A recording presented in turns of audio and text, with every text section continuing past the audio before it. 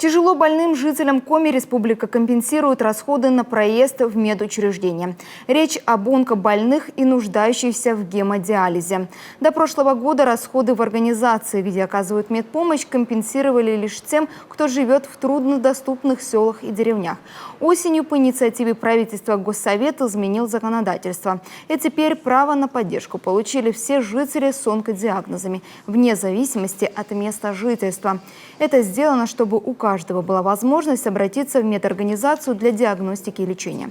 Проезд компенсируется в обе стороны, в медучреждении и обратно. За год расходы возмещаются не более чем за 2 поездки автобусом, поездом или речным транспортом.